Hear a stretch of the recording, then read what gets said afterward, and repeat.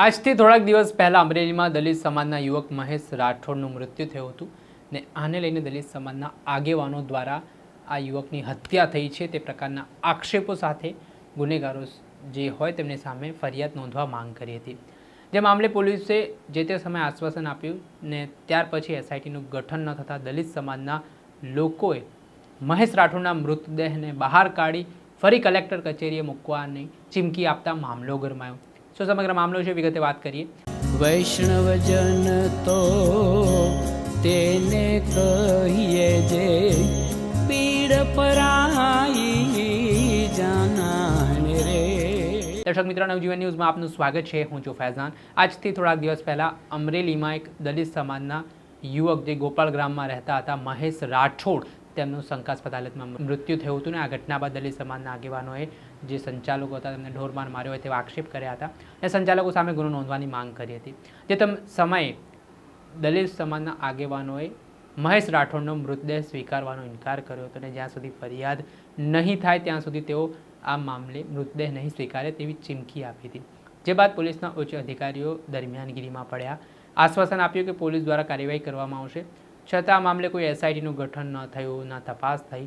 તેને લઈને દલિત સમાજના આગેવાનો દ્વારા ચીમકી આપવામાં આવી કે મહેશ રાઠોડનો જે મૃતદેહ છે તે ફરી જ્યાં સ્મશાને દાટેલું છે તે બહાર કાઢીને કલેક્ટર કચેરીએ ધરણા કરશે। ત્યારબાદ પોલીસ દોડતી થઈ। એ સમગ્ર ઘટનાના દ્રશ્ય સામે આવ્યા। શું છે મામલો એ પણ જુઓ।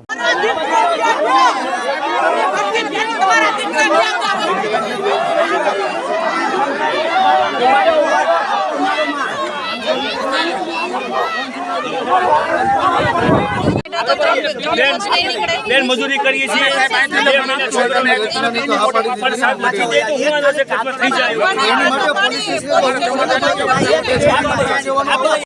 મર્ડરને બાબતે અન્યાય થયો છે, આ લોકોને ન્યાય નથી મળ્યો અને કંઈક ને કંઈક તપાસમાં આમાં તેમાં ઘણું સ્થિતિ વ્યવસ્થા નથી થઈ। અમુક નાની મોટી મેટર થતી હોય તો એમાં ઘણા ઠેકાણા તાબડતોબ રાજકીય બાબતે તપાસ થતી હોય, આમાં સેજે તપાસ નથી। આપણે માની લઈએ 300 દાખલ નથી થઈ, બરાબર નથી થઈ કે મતલબ એટેક છે, પણ ડૉક્ટર ઉપર કાર્યવાહી કેમ નહીં? જે આરોપી છે તેની ધરપકડ કેમ નહીં? 360માં મૂકી તો કેમ ધરપકડ નહીં?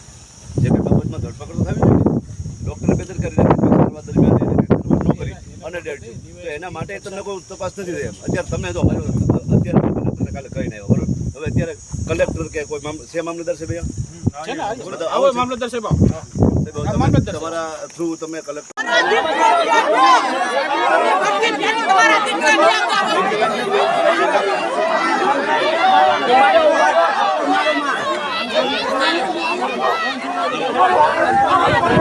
સ્થળ ઉપર તેમને બેલિટીમાં લખી દીધું છે કે ભાઈ જે એસઆઈટીની રચના કરવાની નોંધ એસપી સાહેબની કચેરી કે ડાયરીમાં થઈ ગઈ છે અને હું પણ ખાતે આપું છું, આવું લખાણ આપી દીધું છે। અને આવું લાઈવના માધ્યમથી સાહેબ જો કહેતા હોય ત્યારે આપણે આંદોલનકારીઓને અને પીડિતોને ભરોસો રાખવો જોઈએ। એમ છતાં 3 દિવસ પછી નહીં થાય તો સમાજના આગેવાન તમારી સાથે છીએ, કદાચ આખો દિવસ નહીં આખો મહિનો બેસવું પડશે તો રોડ ઉપર બેસું અને કલેક્ટર કચેરી સામે બેસું। એટલે આપણે વિશ્વાસ રાખીએ। સાંભળો બેન, હવે જો તમે પ્રશ્ન ન કરો કે આપણે જેટલી માંગ હતી ને એ પ્રમાણે સાંભળો। માન્ય આઈપીએસ અધિકારી સાહેબ, ગઢવી સાહેબ તેમજ તમામ પોલીસ સ્ટાફ ને આપ સર્વે તરફ 80% પ્રશ્ન સોલ્વ થઈ ગયા। આપણી જેટલી માંગણીઓ છે ને એમાં એસઆઈટી અનુલક્ષીને 80% પ્રશ્ન છે।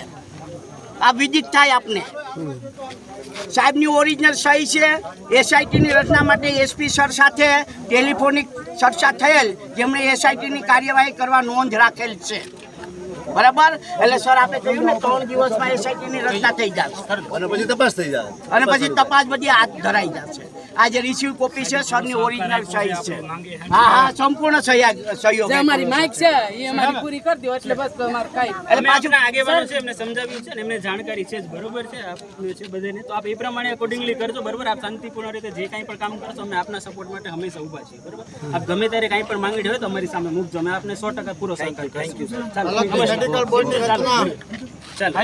એ થઈ ગયા છે, આમાં એસઆઈટીમાં થઈ ગયા છે સર આ 2 મહિના થઈ ગયા અમે કાંઈ કોઈ દિવસ આડે પકડે આયલા જ જે આપ દ્રશ્યમાં જોઈ શકો છો કે દલિત સમાજના આગેવાનોનું પણ નિવેદન સામે આવ્યું છે ને જે પોલીસ પણ ત્યાં દોડતી થઈ હતી ને આ મામલે એસપી દ્વારા આ ઘટનામાં ત્યાંના જે લોકો છે દલિત સમાજના તેમને સમજાવવામાં આવ્યું, આશ્વાસન આપવામાં આવ્યું કે આ કેસમાં એસઆઈટીનું ગઠન કરવામાં આવી રહ્યું છે ને કડક હાથે કાર્યવાહી કરવામાં આવશે, કોઈ પણ દોષિતોને છોડવામાં નહીં આવે। ત્યારે હવે દલિત સમાજે બાબત ઉપર વિશ્વાસ વ્યક્ત કર્યો છે। દર્શક મિત્રો, આવા જ નવા વિડીયો સાથે આપણે માહિતગાર કરતા રહીશું, એટલે નવજીવન ન્યૂઝ જોતા રહો, લાઈક કરો, શેર કરો.